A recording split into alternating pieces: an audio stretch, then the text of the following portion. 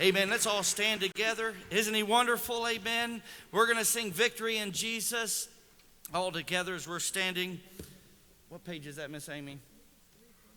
341. All right. I heard an old story, page 341. We'll sing the first verse, let the young people come down, and then we'll finish up. I heard an old story, how my Savior came from glory, how he gave his life on Calvary to save a wretch like me. I heard about his groaning, of his precious blood's atoning.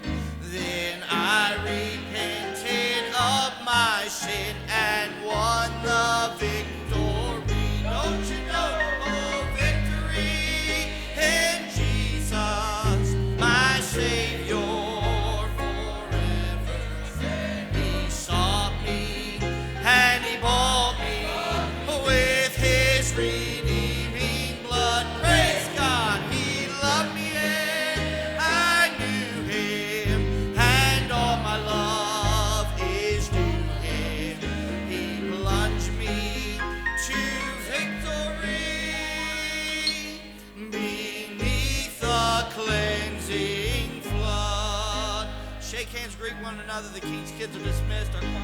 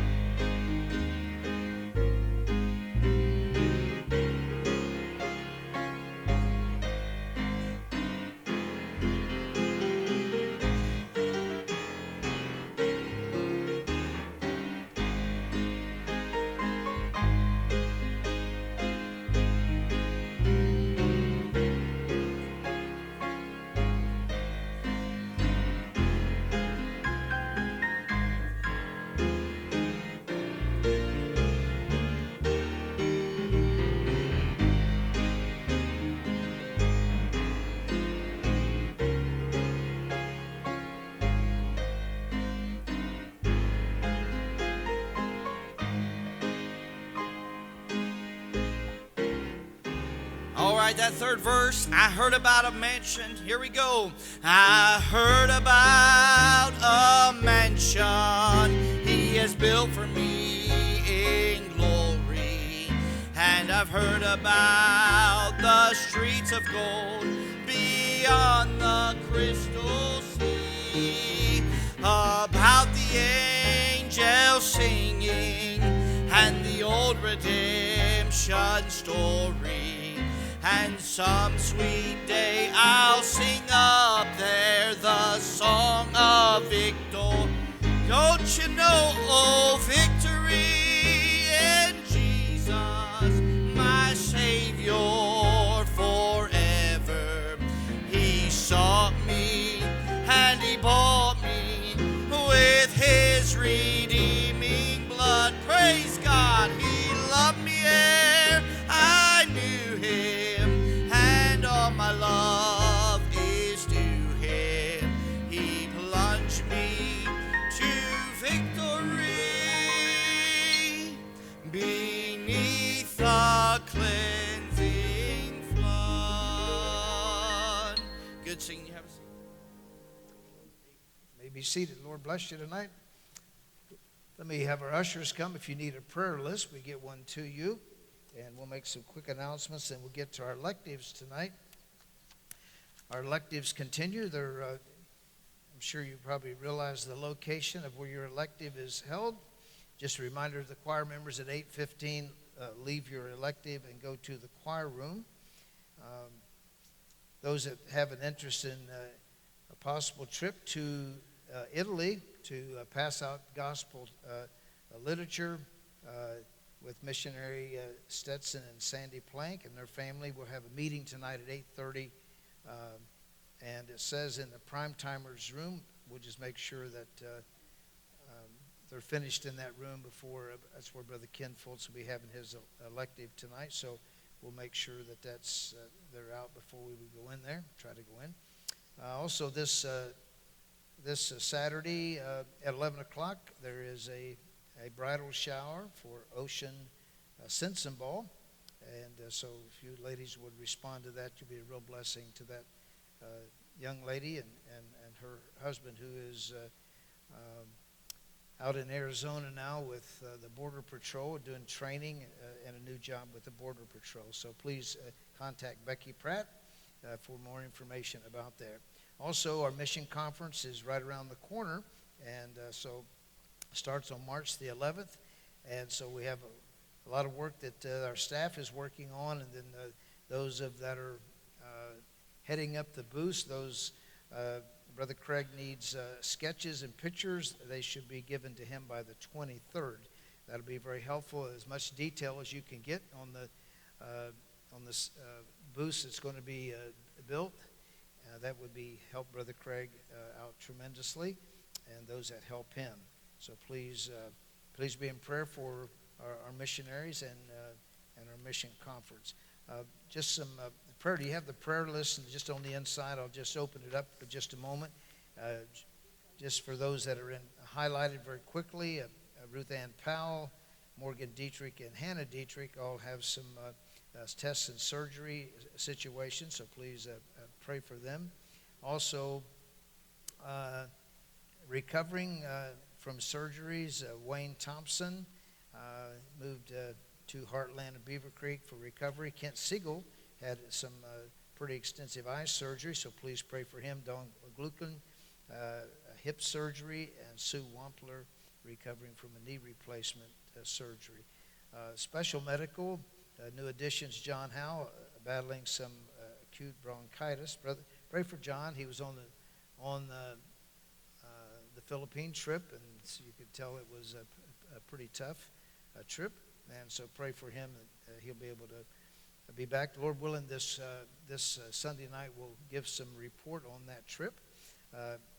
Caitlin Hill battling influenza. Wanda Roper under hospice care, and Carol Harden not feeling well. So those are some additions. Special prayer, the Delaria family and bereavement and loss of Joe Delaria. A nice turnout today for Brother Joe's funeral service out at Berean Baptist Church, a packed house and a great service and very encouraging service for just a good man of the Lord that was a good testimony for the cause of Christ. Also pray for the Loudon family. Brother Craig's mom's brother, Adder, passed away, and Craig will be headed down there tomorrow with his family for that funeral, so pray for them. The Hubbs family and bereavement in the loss of Phyllis Hubbs, and that funeral is tomorrow, I believe, down in Lebanon, a graveside service. The Cazell family, bereavement and loss of Neil Cazell. This is Brother Jerry Cazell. Brother Jerry's down in Florida.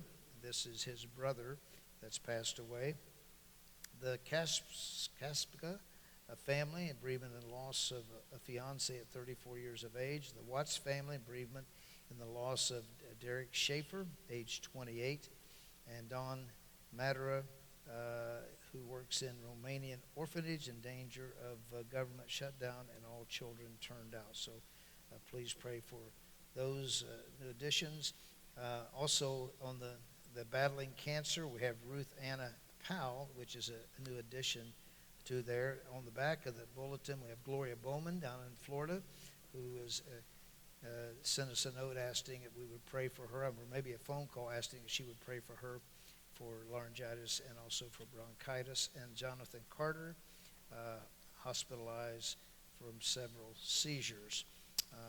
Also pray for Don Sager. This is not on the prayer list, but Don Sager was in the hospital. This is Miss Donna Sensenball's father. He is at home recovering from some health issues, and I believe he has some possible, in a couple weeks, some more major surgery that will take place. So please pray for him. I'd announced several times that Darlene Lunsford Picklesheimer memorial service would be this Saturday, but due to another family member having some of the family that's close to death. They've postponed that memorial service, so there will be no memorial service this Saturday. It'll be scheduled at a little later date. I do have a memorial service for Susan Liddick on Sunday afternoon, so please pray for that family. George and Layla Huddleston, we need to continue to pray for them. And so, anyway, that's some names that I have. Also, Doug Murphy's dad, Dennis Murphy in Miami Valley South, bad infection, getting better now and doing therapy. So please pray for Dennis Murphy in Miami Valley South. And this note, Pastor Eric Crawford down in Fort Worth, Texas. His 20-year-old son, Caleb, has had a car wreck and has a broken wrist and back. I think he has some kind of broken back or fractured back. Says it was hit by a semi yesterday. So Mrs. Bivens was down to visit with the Barkers, and I guess that word came as she was down there. So please pray for Eric Crawford. He's a fine young preacher down in Fort Worth, Texas, and a friend of mine and a friend of this church. He loves this church and loves the ministries here. So, all right, let's have the ushers come. We'll receive an offering, and if you have your prayer request, if you'll write them on the back of an offering envelope, and we'll put them in the offering basket. I'd like to say thanks for all of you that were in the ministry fair. We have all those cards, and if you had a card that you didn't turn in, if you would make sure you try to get that to us, and we'll be sifting through those cards and trying to, be making some contacts here in a few days about your desire to work in some of these ministries. Okay, let's ask God to bless in our offering tonight. And Terry, it looked like you've been fishing. Did you catch any fish? Not as many as Karen. So Terry and Karen are both fishermen, fisher lady and a fisherman. I guess you call a lady a fisherman too. It's a wool man, fisher wool man. But anyway, Terry, the thing about his fishing that I can't handle, he's catch and release.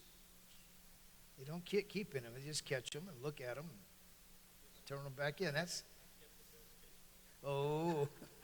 He said he kept the best catch of his life. Oh, now, Terry, now, Karen. So, all right.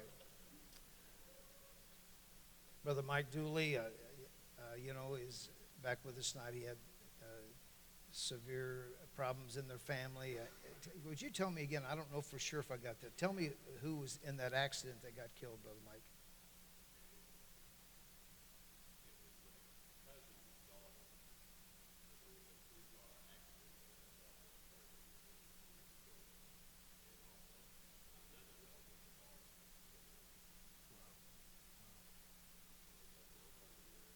Sure, yeah.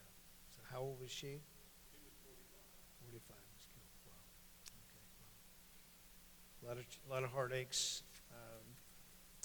Boast not thyself of tomorrow, for sure. Amen. All right. If you have your prayer requests, put it in the offering tonight, and we'll add it to our prayer list. All right. Okay.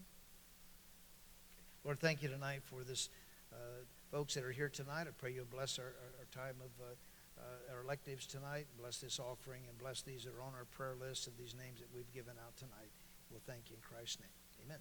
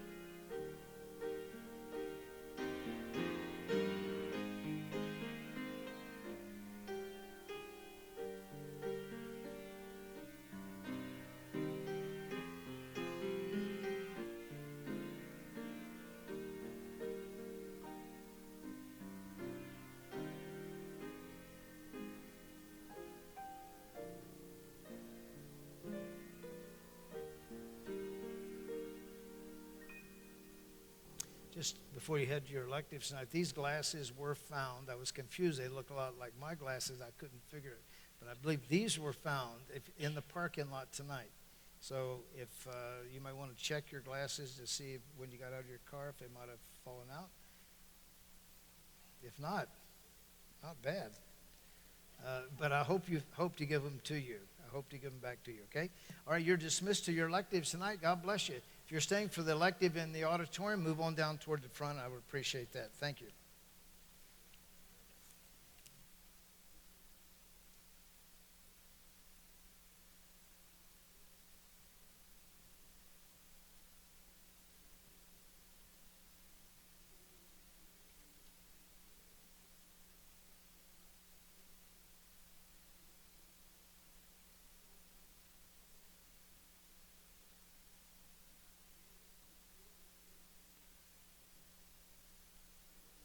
If you're staying for this elective, kind of move on down the front if you would, so I can see you a little bit.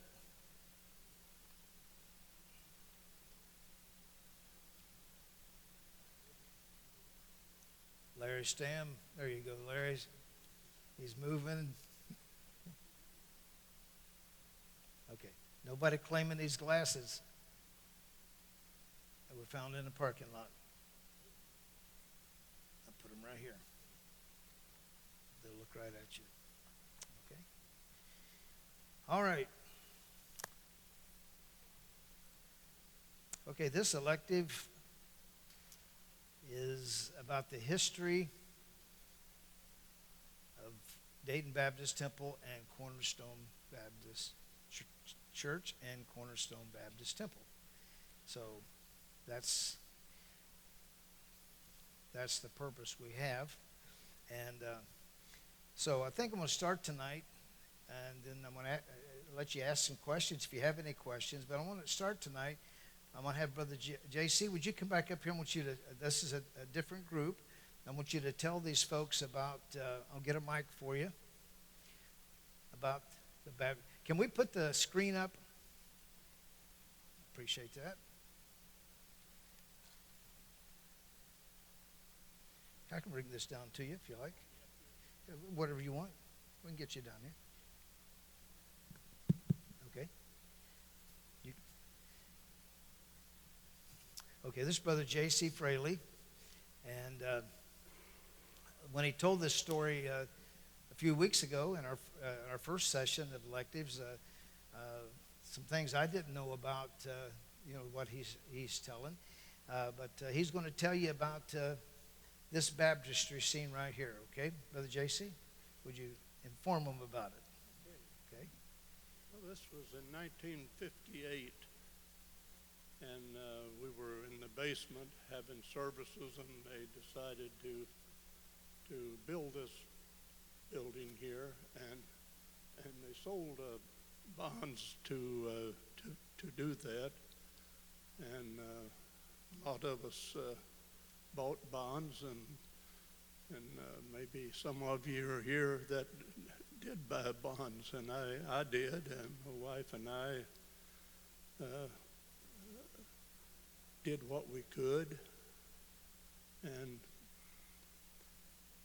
they were in need of, when they got the building started, they were in need of someone helping an artist to paint the baptistry, and they sent out volunteers, sent out requests for volunteers, and fortunately I was able to volunteer for that, and I worked with the artist 2 months. It took us 8 weeks to paint that baptistry, and during this time of the painting, in the evenings, the Mr. and Mrs. Fullerton were their names, that came from New York, somewhere in New York. I'm not sure of the city where he was from, but they were great musicians in my estimation, at that time I had a piano in my house, and in the evenings I'd invite them to come out, and we would sing and relax some during the evening. But we worked hard during those 8 weeks. I was laid off from General Motors at the time, and was able to work with him until it was finished. He was quite an artist. So was his wife. She painted a lot of pictures for people here in the church during this time, and I had one in my house for years and years, and gave it to my son, and he had it in his house for a while, and then I think one of the neighbors have it now. But you may have seen them in the some of her paintings may still be in the basement, in the Sunday school rooms. Her name was Lila Fullerton, and we had a contractor in our church at that time, and he built frames for us for those pictures, and just gave them to the ones that she painted the paintings for, and that was quite a chore for him, I'm sure, at the time. But we built a scaffold inside the baptistry and went all the way up with it to the peak, and put, as I told you before, we put masonite board. That's what we painted on, was masonite board, probably 4 by 8. Might have been bigger. They looked bigger at that time to me, but I'm not sure what the size was. And so when we got that masonite board up and began to deal with the painting, Mr. Fullerton and I took a gallon. Each one of us took a gallon bucket of 2 different colors and went up to the top with it, and we started painting. We had to put a base on it. One was a white one and one was a light blue, and we did that all the way to the baptistry, and then we went up and started making the clouds. And my question was to him, I said, now, if I make a mistake, what do I do? And he said, we'll just cover it with another one. And so that was his answer to us. That was quite an honor for me to be able to work with Mr. Fullerton those weeks. And I during this time, while after we would he sort of wanted to stay in the Dayton area for a while, and so I went. There was some other churches being built and was in need of a baptistry painting, a Baptist. So I took him to different churches, and then I know he got the job at North Dayton Baptist Church, and that painting over there was his, and I'm not sure if he got any more in the Dayton area or not, but they went back to New York, and years later, Brother Fleming would keep in contact with him somehow. I'm not sure just how, but he he would report to me, Brother Fleming would, and tell me how he was getting along and so forth. And then he told me, come to me one day, and he said, Brother Fullerton shot and killed his wife. What their problem was, I have no idea. We had no idea what the reason would have been, but that was really a shocker for us. And so when we got that done, why he wanted me to sign on the left side here, and I sort of hesitated about doing it because I didn't know anything about art, painting. That was my first time I ever tried to do any of that. But he signed it, and so I left it at that. I don't think anybody has their name on the other side, as far as I know. But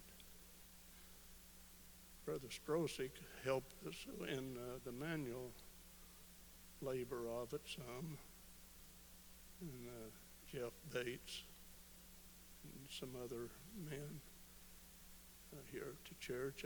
I had a list. I didn't know that I was going to speak tonight, but I did had other jobs in the church during this time, and Sunday school. There was a house over on the west side of the building, and we had our primary boys were over there, and we had a house full of boys all the time. The buses would bring them in, and so. And there was a lot of visiting going on. We had Brother Fleming always wanted us to visit our classes, and we did, and followed up on the absentees, and we'd get them back that way. And so I don't have any regrets of working that 2 months with him on that, and that was just, I'd say it was an honor for me to be able to do that. And I want to continue to pray for our church and to Brother Seiler and Kay and all the staff. I pray. When I pray, I ask God. I've got a list at home, and I just ask God to bless this one and bless that. It's good to see John here tonight after his sickness. God bless you, John. Before I close, let me pray and ask God's blessings upon our church and the folks that are sick. Lord, I pray that you will bless our church yet. Continue to give Brother Seiler the wisdom and the messages that we need from time to time. I pray you will bless Kay and comfort her during this time of her illness. And Lord, we'd love to see her well. But you always know best. And you have given us just what we need from day to day, because that's who you've asked us to come to you and ask you. And that's what we do. That's the only way I know how to do, Lord, is to just, you've told us in your word to call upon you, and we do that in our own way. When we're at home, just you and I, Lord, we talk a lot. I'm grateful for that. Thank you for the time that I have. Thank you for the 87 years you've given me. And a lot of it's here in this church, Lord. You've blessed their church time and time again. Bless the mission conference coming up and all the ministries of our church. Lord, you've blessed our people. Yet we have funerals. Seem like 2 or 3 a week sometimes. I know it's a burden on our pastor a lot of times, but he's faithful and there when we need him. Thank the Lord for that. I ask you, Lord, to bless our people. Give us each one what we need from day to day, and may we be found faithful to you. In Jesus' name I ask. Amen. JC. Amen. Thank you.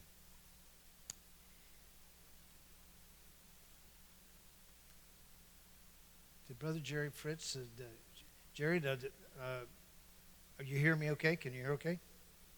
Okay. Now, Jerry, didn't you paint, can you tell us what you did? You painted some of this building, right, in here?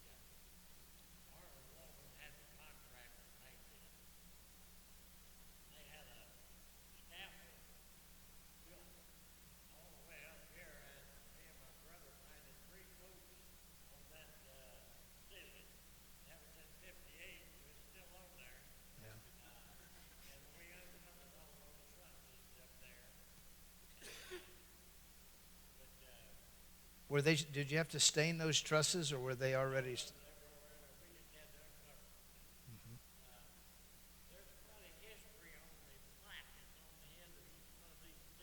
Right. Mm-hmm. Yeah, yeah, there is. Each of these pews have plaques on the end of them, and these plaques were when the pews were purchased. People would buy them as a memorial to a family member, or as a family, they would buy a plaque. And we had some plaques over at Cornerstone when we bought pews over there. We did the same thing. So we took the plaques off of there, and then so somebody's going to have a plaque on both ends. And we didn't double dip. We didn't try to get 2 people to buy the same pew. But we just brought the pews that we purchased over there. We bought the plaques to keep the plaques alive. And from time to time, some of the pews get damaged and have had to be replaced or thrown away, whatever. So we have tried to be careful to take the plaques off, and then we put them on another pew. So it is very interesting. I'll just read a couple here. This is says in memory of Jacqueline Sue, by Mr. and Mrs. Jack Stargell and Jackie. So Jack Stargell was a long-time pianist at the church. This says Jack Thorpe and family. I saw Jack Thorpe still lives in the area. He was he's been working overseas, I think, in Afghanistan or Iraq or someplace in a contract work. He just came back in town recently. This is Thomas Gwynn and family. So all of them, you can look around at them. You'll find a lot of them. This is Mr. and Mrs. Wiley Boggs and daughter. So some of these are real old. Some of the people, I don't know if I remember the Boggs family. Joe Carlton, he was kind of one of the early members of the church. The Carlton family was a charter member. So that's what these plaques are all about. And Jerry, how tall is the ceiling get? You don't know. Somebody just tell me what? From the bottom of the baptistry to the top of the baptistry, but then there's all the way up, 53 feet. Okay. All right. How deep is it? How deep is it? Okay. So that's It's a long way up there.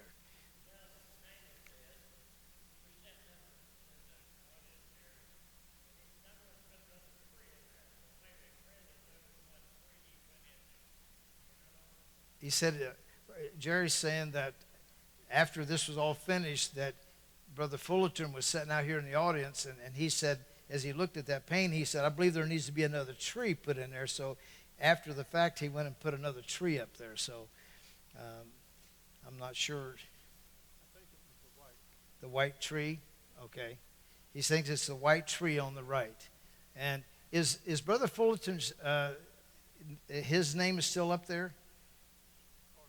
It was on the right-hand side. Would you step up there, Brother Brent, see if you find his name up there.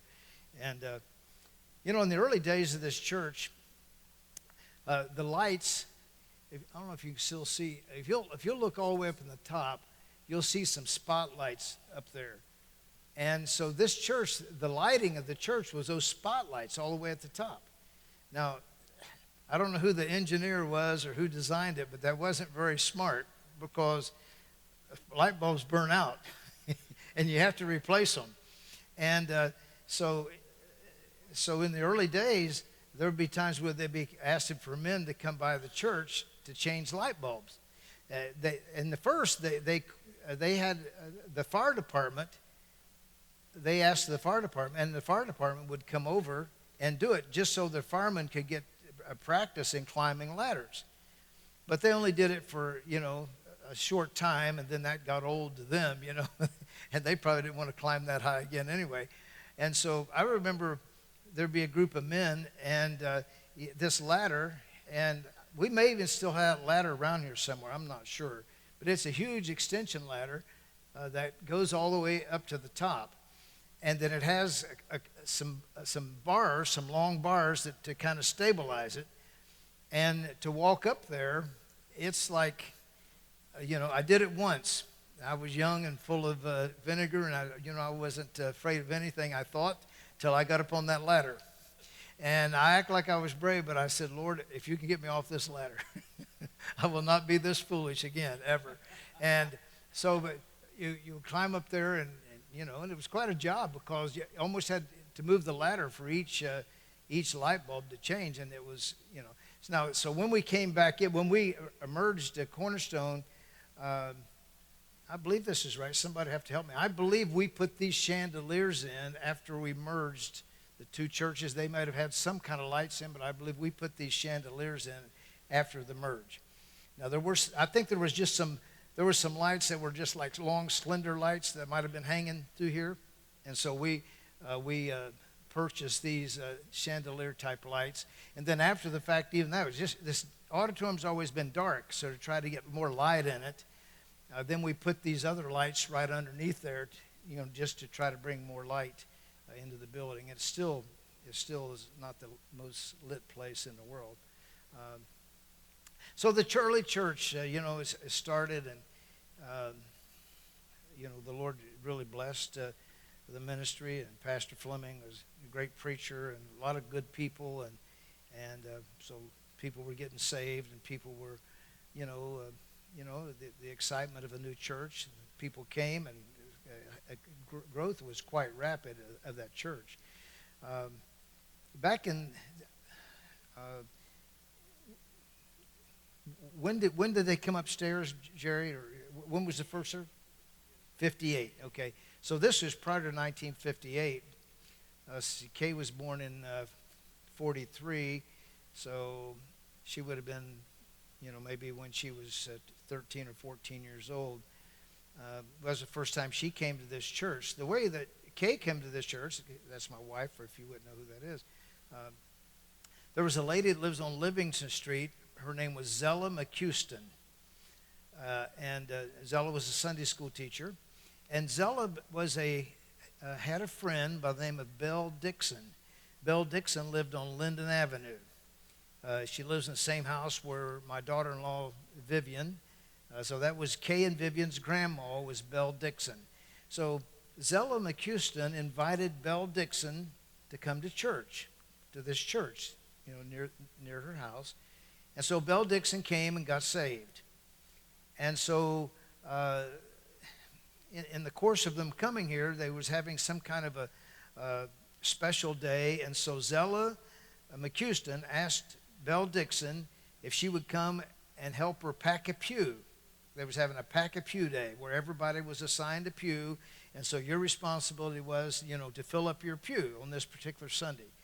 So Belle Dixon was asked by Zella McHouston, which Zella McHouston is the mother of Clyde McHouston. Some of you know Clyde. Clyde's still in our church. He's a police officer, a retired police officer, and he's not in good health now. He's not been able to be here for probably 5 or 6 months by now. But anyway, it was his mom. So Belle Dixon invited some of her grandkids, if Kay was one of them, to come and fill a pew on a pack the pew day. And I think it was about that time that Kay got saved. And so that was when Kay was probably in maybe 7th or 8th grade. And so then, I first met Kay when she was a junior in high school. I was at Stebbins High School. She had been at Wilbur Wright High School. And so she came to Stebbins High School. And so sometime during the junior year, I saw her and chased after her, wouldn't go away. And she invited me to church to try to get rid of me. She invited me here. And at that time, I didn't have a church. We came up from Tennessee when I was about 10 years old, and we lived over by across the bridge on Stewart Street, right over in that area. And Jack and I had gone to a little Church of God on Smith Street for a couple years. We just went to Sunday school, but we moved away from there. So in 1957, we moved away from Smith Street. We moved into Overlook Homes, and Mom and Dad didn't go to church, and so we couldn't get back to Smith Street. So from my freshman year and sophomore year and then most of my junior year, I really was only in church maybe just a few times. Occasionally we would somehow get back over to that Smith Street church a couple times. Fortunately, my mom and dad, even though they didn't go to church, they kept a close eye on Jack and I. So they, and we were busy at school,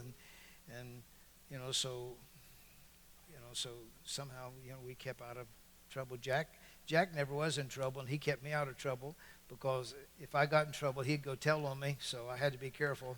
I couldn't get in trouble because he'd hold it over my head, go tell on me. So, but anyway, I came here, and that was my first. Never been in an independent Baptist church in my life, and didn't know there was such a thing. And when I came here, it was quite the place, even at that time, and preaching and the singing and the people being saved, and so then Kay and I got married in 1962 after we'd been out of school about a year, and we got married here. And then she was already teaching Sunday school. So then when we got married, then she was teaching in what was called the primary class, primary 1. And so she was teaching a girls' class. And there was probably 8 ladies teaching primary kids, primary girls. And so Jeff and Katie Bates were heading up that department. And so then they recruited me to teach in the primary boys. And so down in the bus room, some of you have never been into the bus room, your education has been neglected if you've never been down to the bus room in this church. You need to go down there. But down where the bus room was at, that was just an open room, and they had curtains. And Sunday school classes, there would be 3 teachers back there, me and Clarence Pitzer and a guy named Ed Melton. We were teaching back in that area. But we'd have chairs there, but when you went to teach, you'd just pull the curtain. So the only thing between you and the next teacher was a little curtain. So, you really had to, you kind of competing. You had to, you was trying to teach your lesson. And of course, I was a young Christian. I was trying to see if I could gain something on the run from what they were teaching. It would help me to teach too. But anyway, that was the beginning of the church. A lot of people involved. And then I started driving a bus route. Got hooked into that. were having Bible school during the day. And I was probably about 20 years old, and I was working at Durarn, and I was working a second shift job. And they had vacation Bible school during the day, and it was like from 9:30 till 12 o'clock or something like that. So they made this appeal for bus drivers, and I don't think I volunteered, but I think somebody must have asked me, and I didn't know how to say no, and I surely didn't want to tell them I didn't know how to drive a stick shift, and I just maybe took for granted the bus would be an automatic. Well, I remember the Monday I came out to go pick. They gave me some names to go pick up, and I took this bus out of the parking lot, and I really wanted to crawl in a hole because I was jumping out of the parking lot and come up the hill. I was scared to death to go up the hill here because you get stopped and in the clutch and all that. But anyway, I learned to drive a stick shift in Bible school, shaking kids all around. And a guy from up in Xenia, you would remember his name. He was very active in the bus ministry, but that was his route. And he worked during the day, so he couldn't drive it. So then I got a call from someone after Bible school on a Saturday. They called and said, Brother Siler, could you drive the bus on Sunday? So-and-so is not going to be here. He can't be here this Sunday. And I said, okay. I knew the route by then, so I came and drove it on a Sunday. And the next Saturday, they called me the same thing. The next Saturday, the same thing. And the next Saturday. For about 5 or 6 Saturdays, they called me every Saturday and asked me, if I would drive the bus because the driver wasn't going to be there. And I finally said, I'll tell you what I'll do to save you some time. You call me if he's going to show up. But if he didn't show up, I'll just keep coming. I figured that would save him a phone call. Well, I never received that call because he never came back. And so I was on a bus route, and I wasn't real happy about it. But I guess the thing I did like about it is the bus route I had went all the way over Stewart Street Bridge, past NCR, down to Vine Street, Main Street, and across I even had a pickup across the bridge on Stewart, down over on Cincinnati Street. I picked up a family on Cincinnati Street, and that was just where I grew up. And from 10 years old to like 15 years old, that's where I knew all those streets. And so that's how I got in the bus ministry and couldn't get out. If I could have, I would have, I'm sure. But after a while, it grew on me after a while, where I was, I really would have missed not being on that bus route. The church grew, and so like any church, there was ups and downs and good times and bad times, and a lot of good times, a lot of good preachers that came through. Pastor Fleming had a lot of good preachers that came through and held revivals. And sometimes if you ever want to get up on the pulpit and look at on the top of the pulpit, it has some of the names listed of guys that have preached here. And so the church grew. In 1958, this building came into this building. Then in 1968, there was sold more bonds to build another building, the Temple Christian School building. And so at that time, they decided, and this auditorium had been built with wings. This balcony came all the way out, and that's what some of those kind of beams are up there for. The balcony came all the way out and probably ended about here. It was a slanted balcony like this on both sides, and I think there's a picture of it somewhere around here. But anyway, it's the balcony came out.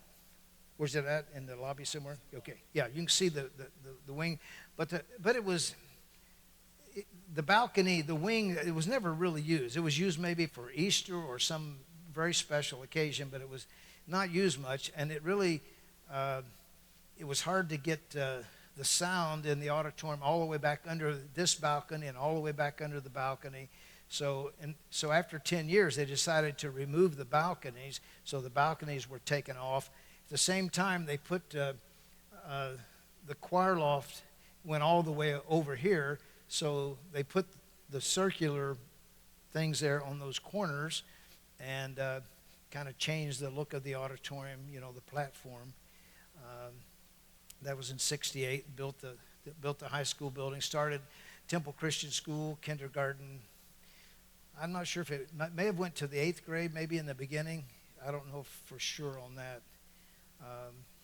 But it was designed for kindergarten through 8th. And then after several years, I think probably in Monty, would you remember when high school might have started? They started off with, I think, with freshmen and sophomores. And you were probably about in the 6th grade then? 80. Okay, so 1982 was the first senior graduating class at Temple Christian School. But I think what happened when they started adding grades in the high school, I think they may have added a freshman, and then maybe a sophomore next year, and a junior the next year, and then a senior. So that's so the high school probably started in like 70, 78, and so during that time also, back in the 60s, 52 acres of property was purchased in Bellbrook, Ohio, and the youth camp, Highview Acres Youth Camp, was built. So a lot of time we'd have a lot of Saturday work days, and is this a picture of it right here, JC? Oh yeah, it is. Okay, we'll pass this around. This is the interior, but this does not show the wings coming all the way out. That just shows the balcony the way it is. But here, this is a very interesting picture. Just kind of look at it and then just pass it on back around. So the youth camp, there would be many work days at the youth camp, and with 52 acres, it was formerly a restaurant. It was called Highview Terrace Restaurant. So it had a building with a kitchen, and where it had been a restaurant, and it had a house or two houses on it. So caretaker brother, the Strosiks, I think Ed and Otis Strosik may have been the caretakers, and Ed was that was Deward's father, Deward Bowen's father-in-law, and he was a real craftsman. He was just a hard worker, and he was a carpenter type guy. So he led the church in building. There was a swimming pool on there as well that was attached already, a small swimming pool, not very big but small.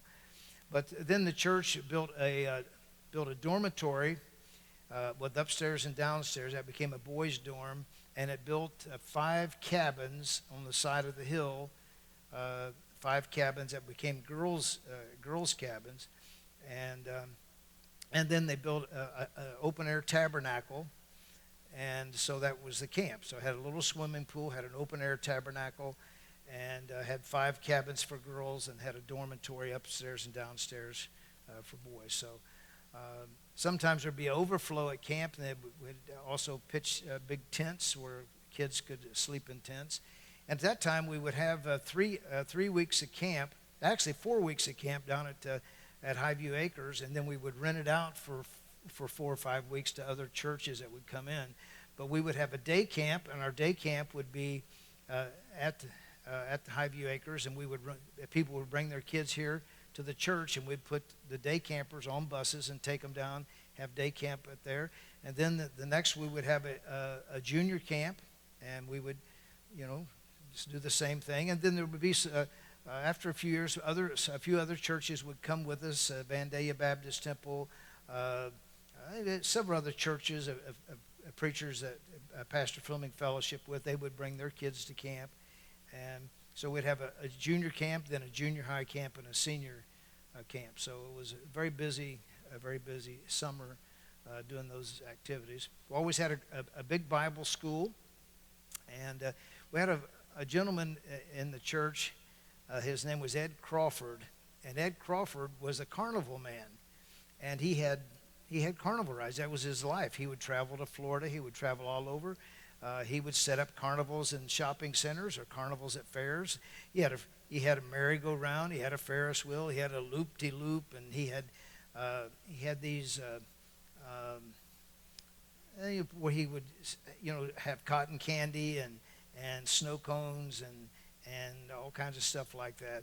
Well, Ed Crawford, he loved kids, and he loved the Lord, and he he would come. He would set aside a week every year, and he would try to coincide it maybe with Bible school or some other thing, and then he would come and set up these carnival rides. Sometimes he would set them out. This was before the high school building. It was built over here. He would set them out in that parking lot, or sometimes he would take them down to the youth camp and set them up there, and we would have carnival rides either here, and we would, let kids earn tickets for 5 or 6 weeks, and then they could spend their tickets at the carnival.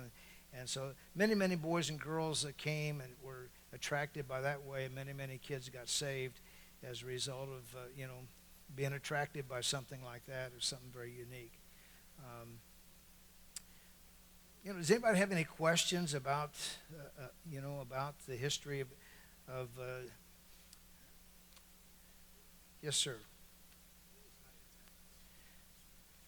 The very one Sunday of the very highest day ever, it was somewhere over 3,000 was the very highest. And that was, I don't know if I remember the highest number of gotten saved. I remember we had a Freddie Gage crusade, and Freddie Gage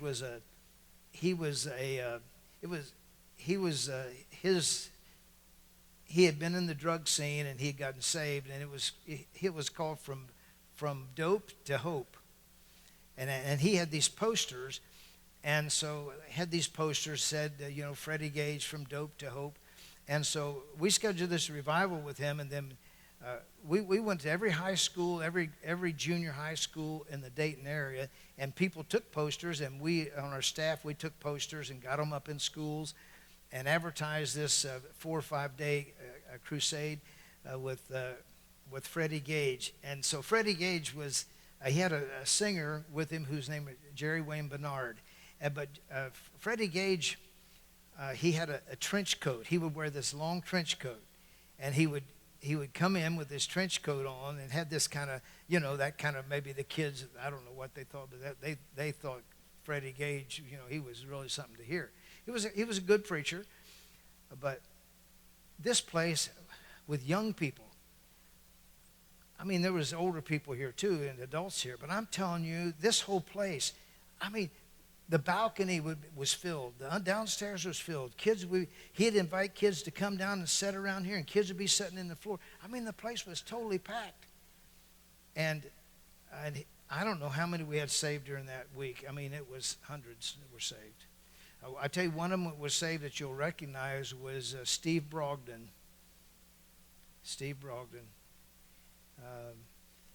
who the missionary for many years. Steve Brogdon got saved during that crusade, and so so there was a lot saved then. We had a guy named Joe Boyd who would come by. Joe Boyd, he had someone who came with him who did a kids program. So while he was preaching to adults, he had a team that came with him that worked with teens.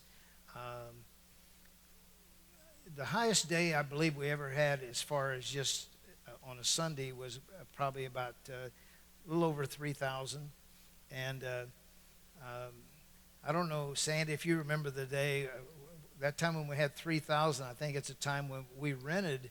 To have 3,000, we couldn't have them all here. We rented Belmont High School, and so we rented the auditorium at Belmont High School, and we ran our buses to Belmont High School, and we had a guy with a puppet team, and this guy had a puppet team. I mean, we did things back then. You could do things if you thought about doing today. Our insurance company would drop us because we thought we gave out jackets if you had 100 kids on your bus. If you had 100 kids on your bus on one Sunday, we awarded you for that. Now they take you to jail for that. I mean, that was the goal. Every bus worker was to have 100 kids on their bus, and they would work hard to do it. And so, I remember, that was, what was it?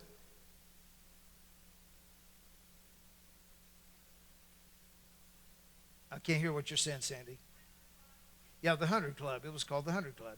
And if you got in the 100 Club, you got a bus jacket. We bought a bus jacket for you. So And we had a lot of this. There was a lot of, there was some criticism of churches like ours for, giving out bubble gum and bribing kids, they would call it. Some critics would say that. And, I said, we're not, I didn't see it as bribing kids. There's some things that we did, and I was in charge of most of that stuff. And I admit that sometimes my enthusiasm probably was a little more than it should have been, but the motive was pure. I guarantee you that. We wouldn't do it. What other reason would we want to do it?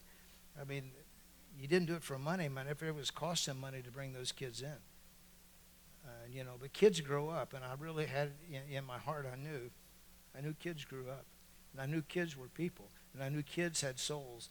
And I knew kids could be saved, and so that was the motive. But I think the most we ever had on our buses on one Sunday was probably about 1,300. And it used to be in those days that matter of fact, we took the Sunday we had 1,300. We took them to the Air Force Museum, and there's a picture. If you'll go to my office, you'll see a picture of 1,300 kids we took to the Air Force Museum. It was the opening day of the Air Force Museum. I thought the Air Force Museum was something for kids. I come to find out later it's not for kids at all. It's for adults. But I called the guy, and when I saw it in the paper that they was going to have the opening of the Air Force Museum, I called this guy from the paper, and I said, "Sir, you're having an opening." I said, "I could, if you like, I could bring some kids out there and for your opening, and give you a nice crowd for the opening." He said, "Oh, that'd be great." And he said, "I tell you what I'll do. You bring the kids, and I will have a picture made of all of you." Well, he didn't ask me how many kids I was bringing.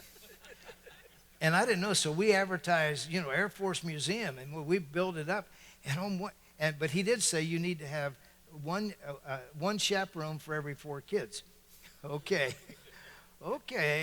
So we get these, if you had 100 on the bus, you might be lucky to have 4 adults if you had 100 on the bus. That's 1 for 25 kids. And so we took. It's a beautiful picture, really. We've used it in advertisement for years. And it's got these buses lined up out of the Air Force Museum. And they had a photographer on top of the museum on the roof. And he took this wonderful picture. We gathered people. It's a great picture. But all you could hear while we were there is the guy on the PA system was saying, "Children, stay with your chaperone." First of all, they didn't know what a chaperone was. Second, if they knew what it was, they couldn't have found one with a search warrant. So, I don't regret all that. I don't regret it. Herb Corson had bought Skateland of Kettering. I didn't know Herb Corson. I just saw his name in the paper, and I called him up and said, "Mr. Corson, are you going to have an opening day?" And he said, "Yeah." And I said, "I could bring some kids if you want to have a grand opening." And I said, "I'll call the newspaper and television. Maybe they'll come out." And he said, "Well, that'd be great." So we showed up. I said, "I may bring about 800 or 900 kids." Oh, he said, "That'd be no problem." So he thought. So he said, "I got 1,500 pairs of skates." I think it's what he told me, something like that. He said, I can.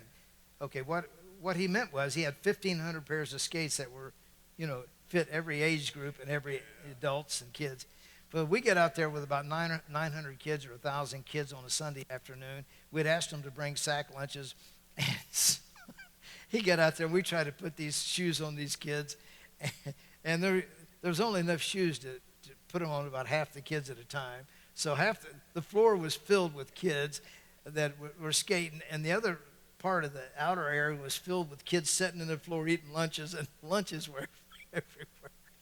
And I'm around there with adults saying, we're trying to pick up the mess, and I know, and the TV showed up, and newspapers showed up, and Mr. Corson, he took it in good stride. This guy had invested a couple $1 million in that thing, and we're out there. I'm thinking this guy will probably have me arrested, but he didn't. We cleaned the place up, but just stuff like that, just trying to, reach. So, and Pastor Fleming was, he was all about, about trying to reach. And so as far as attendance would go, Wes, in the heyday of Dayton Baptist Temple, I used to figure that our church attendance would be 1,000 plus whatever we had on our buses. So if we came in with 700 on our buses, I think our average attendance would have been 1,700. If we came in with 1,000 on our buses, we'd have about 2,000 in church. Or if we had special days, we the drive-in crowd, so to speak, would go up. But that was a little bit with Pastor Fleming. It was kind of funny. He had an auditorium class, and he never believed the count. He'd look at that count on Sunday morning, and he said, they said we had 300 in there? Well, we had more today than we had last week. And last week we had 325, and he'd change it. He had changed the count to 350. He would never believe what somebody counted on the kids. So he would just change it at his liberty. And the reason that he said last week we had 300, well, it probably was only 250. He'd changed it to 300. But it was really the auditorium class, and he preached hard in the auditorium class. It was almost like an exodus, though. I mean, when Sunday school was over, it was like a majority of the Sunday school class left. The adults in the Sunday school class, and another group come in. So he was a great preacher. Of course, he was very innovative in the bus ministry, and had buses for a long time, but it was really in about 1970 or 72 that went out and bought about 12 or 14 buses at one time and increased the fleet from about 8 buses to about 20. And then later on, we increased the fleet up to about, I think the most we ever had was like 27 buses and 10 vans that ran. And so with the camp ministry and all that cost money, then they got on TV ministry, and Pastor Fleming had a big, he was, there was not always enough money to keep up with the vision, so to speak, but his heart was right. He was a very humble man. He was a very unselfish man. He was a very giving man. He was. He would never ask the church to do any sacrifices that he wasn't willing to do himself. And I only got in trouble with him one time. 17 years. And we had staff members come and go, man. Sometimes like a revolving door, He'd fire people. He's fired a couple of them, man, like on the spot. He fired his own daughter and son-in-law one time. So I worked hard because I knew one way to keep your job is work hard. I figured for what he's paying me, he might not be able to replace me for that kind of money, so I'm going to work hard so he won't think about replacing me. And we had a great relationship, and it was sad to see the end. So at the very end, then when Pastor Fleming, there was issues. I didn't come into this to tell you about the church, to tell about the negative things. There were some negative things that happened down through the years, and some good people sometimes, left, and they were good people. I can remember 2 or 3 churches that were started in this area. This wasn't riff-raff people that left. These were good people. Sometimes it might have been misunderstandings of things that happened, and it might have been because of Pastor Fleming had Alzheimer's and nobody knew it, that some of those things happened. I'm not sure. I don't even know why all the things happened. I can't even tell you why. But, the church survived, and then in 1985, he resigned, and a new pastor was voted in. And then, so that pastor that was voted in was here for 10 years. And then his name was Don Way. He was here for 10 years. I think he did some good things. And then it had kind of a bad ending. But then he left, and then the church was without a pastor. The next 5 years, took them a while to find to find a pastor, and I think they had a couple men within the church, a couple pastors that were in the church at that time who had a desire to pastor, but they really could never vote on them. They voted on them, but they never could get sufficient votes to be voted in. And so then they had a guy from, I think he was from Howes Anderson. He was a former missionary. His name was Dave Sumner, and Dave Sumner pastored the church here for a year and a half. He was a good man. But after a year and a half, I think he decided that he went and pastored a church, pastors a church in the South, and he was here for a year and a half. Then they were another couple years without a pastor, and then they called another man who was a former missionary, Jody Davis. He was a missionary, and then so they called him to be a pastor, and he was here for about 6 months. And there was some issues that happened, whatever. And anyway, he was gone after 6 months, and then that's when they after he was gone after 6 months, I had a call on a Saturday, first Saturday in January in 2001. The first Saturday. It was almost like first day of the year, second day of the year, I'm not sure. Real close in the beginning of the year, it was on a Saturday. I had a call, and it was from a group of men. JC was one of those men. They had been meeting, and they were thinking about what are we going to do now. And I think they were very desperate. And somebody said, well, call Jerry Seiler. I know they had to be very desperate when they said call Jerry Seiler, but they called and asked if, Deward Bowen called and asked if, he really had said it to, wanted to know if I would be the pastor, and I think it's how he worded it. I said, well, Deward, I have a church to pastor. I'm already a pastor. And I have a church. And he said, well, would you consider merging? And, well, it wasn't in my heart to do that, but also, here's a church.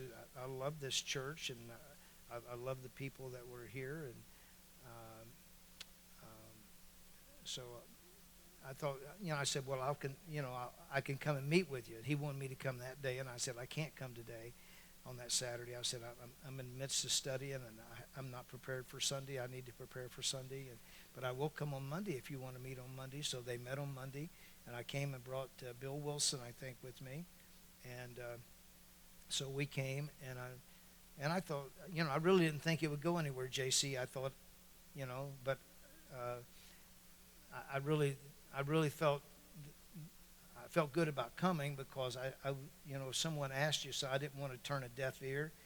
And I didn't really have that much of an interest, but so I talked to the men, and then after I left them, I went and talked to the pastor who had just left, Jody Davis, and I informed him of the meeting I've been in with these men, and asked him if he felt that he wanted to try to stay on at the church, and he first said he did, and I said, well, if you do, I'll not, I'll tell those men that I'm not interested. I'll stop talking with them.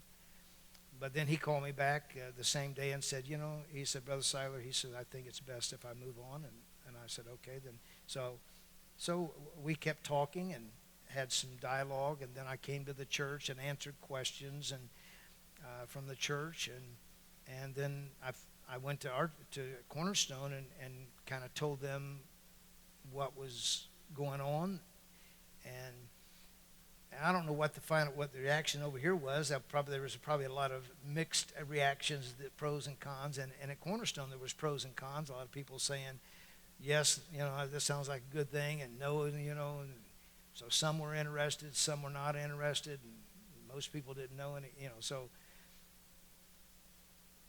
So anyway, we kept talking through it, and I'd answer questions, and so then I finally come to. I said to the church, to Dayton Baptist Temple, I said, you have a vote among your people to see if they wanted for me to talk to my church about it. I think it was the first thing I did, because I didn't want to go bring this up to my church and only to find out that they really, after talking to me the first time or so, that they would just say, I think this is not going to work. So they took a vote, and it was a favorable vote for me to not to merge, but for me to talk to Cornerstone about merging. So then I did that. And so then for the next several months, at the end of every Sunday night and Wednesday night, people would write out questions and hand me questions, and then I would take these questions and read the question and try to give an answer. And we were trying to see, okay, is this something that we think will work? And then I said, let's have a date. You know, if you're going to try to marry somebody, let's have a date. So we had a service over at Cornerstone, and some of the members came over from the Baptist Temple to Cornerstone for a service, and then we had a service over here. And then at the end of that time, and I think for our people here over at Cornerstone, we were having Sunday school classes and every nook and cranny you could think of, furnace rooms, and we had old trailers sitting outside, old construction trailers we'd bought outside, and Sunday school classes were meeting in construction trailers. And I mean, we fixed them up as nice as we could, but they were still construction trailers, you know. And so now we meet over here on a Sunday night, and we start this tour of the building, and it's like, is this every end? You know, I mean, you go up here. If you've never been in these floors up here, you know, some of you may not have. Okay. But I mean, there's this full basement, and these up here, rooms after room after room, and then you go to the other building, the school building, and so I think a lot of people saw the possibility then of having more room to work with and stuff. We had a building fund at Cornerstone. We had about $350,000 in it probably, and we had built an 80-foot geodesic dome onto an old building that we'd first bought, and we had made no real decision about that, but on the drawings that I would make at the restaurant on a napkin, I was envisioning a bigger dome that would go behind it and set down on the set and connect with the smaller dome. And then we had purchased 7.5 acres. We had a total of 7.5 acres, so we had plenty of room to expand there. So that was kind of in our thinking, and we've been having 2 services for about 4 years. So you know, because we didn't have enough space in the auditorium. So then the next step I took, I'm going to finish this up. The next step I took was both churches had to vote on one Sunday. We set a Sunday aside, and on that Sunday, people got from each church had a ballot, and on that ballot, the ballot said, on this one, it says Cornerstone Baptist Temple merger ballot. It says a yes vote will include CBC will merge with Dayton Baptist Temple effective immediately, becoming Cornerstone Baptist Temple. Cornerstone Baptist Church will move locations to Dayton Baptist Temple facilities. Pastor Jerry Seiler will assume pastorate of the merged church. The merged church will assume the current constitution of Cornerstone Baptist Church as approved by a combined men's meeting. So we worked through that with the men of the church of what constitution we went line by line, word by word of the constitution that we were going to merge with, and so we agreed on that, and so that was the constitution we would merge by, and then it says the membership charter will be left open until September the 2nd. So everybody in both churches on that particular Sunday got a ballot like this. I just put it in a frame. It wasn't in a frame. It was a piece of paper, and everybody they could vote yes or no. Okay. Now JC told me that the votes at Dayton Baptist Temple was. We had 100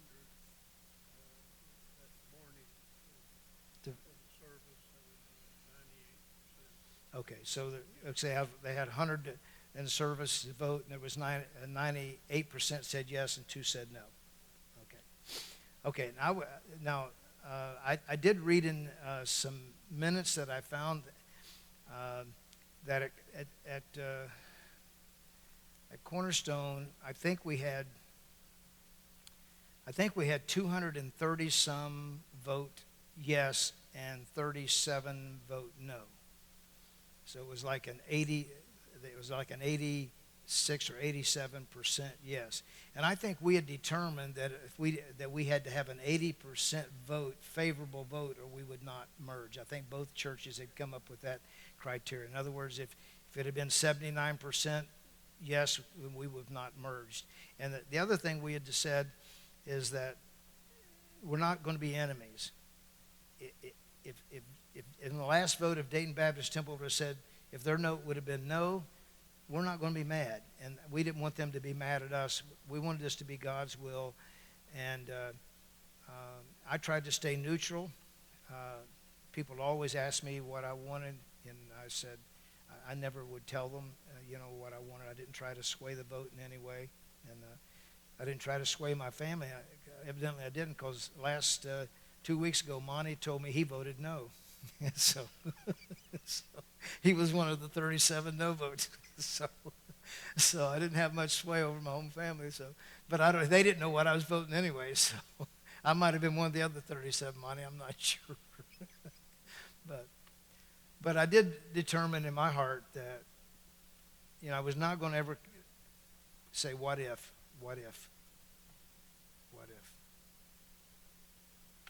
It's not my church. It's God's church. We believe that we went through the proper procedure to seek God's will, and so we believe it's God's will. So anyway, that's some of the history of the church.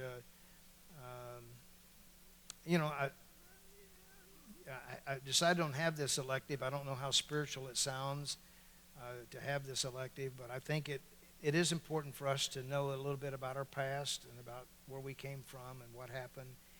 And, sometimes you may hear things, and if you have any questions, if you think you've heard some things and you want to talk to me about them, because there are some things I haven't said that, there's some negative things that happened, and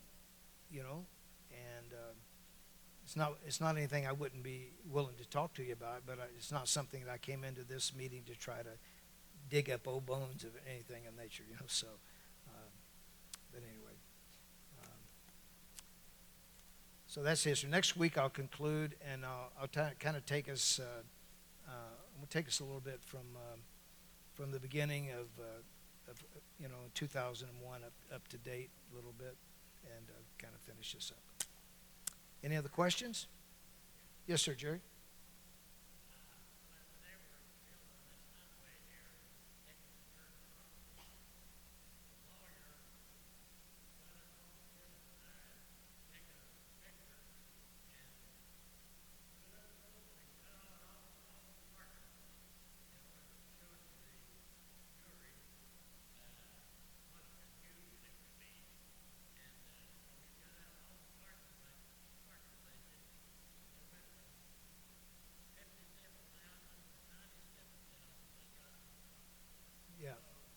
Is that right? Yeah, I didn't. We'd mentioned that I think last week that the church bought this property for like $32,000 or something, and they, whatever it was, that they did make some profit when the 35 went in, and that probably helped them to start a building fund. So. All right. Anybody else? Go ahead, Russ. Was there a lot of people saved when Dr. Ruckman was here? Dr. Ruckman was the type preacher he was. He was not really a real soul-winning type preacher. So I would probably say no to that. Was there a lot of people when, Dr. Ruckman preached here a lot of times? He and Pastor Fleming were friends. If you don't know who Dr. Ruckman was, he was a chalk artist, and he was a good preacher, and he would preach and draw, and he had a big following in this area. And so, when we would have Dr. Ruckman here, he would, a lot of people, but I can't say that a lot of people got saved when Dr. Ruckman preached. Now, I'm sure there's a lot of people who got saved in his ministry, but I'm just saying from when he was here. Most people here were people that were here wanting to go down deep and stay down long, and hopefully didn't come up dry. And we had Dr. Ruckman preach that I say this: a lot of guys would try to profiteer off of Brother Ruckman, because a lot of them would come and they get down close, and that's when you had they would come with their tape players, and they would come and try to tape his sermons, and then they'd go duplicate them. And there was a couple people that were duplicating them and selling them. And so I remember we had Dr. Ruckman at youth camp to preach youth camp several times. And so one year we had to, he requested that we ask no one to tape his sermons, because he said that people were taping them and they were making money, but they never offered to send him any kind of honorarium on this. So he was a little aggravated about that. But he, so I would say not a lot of people got saved, but although a lot of people, a lot of people did come to hear him. And so, all right. Anybody else? Thank you for being here tonight. Lord bless you. I look for you next Wednesday night. We'll finish this up.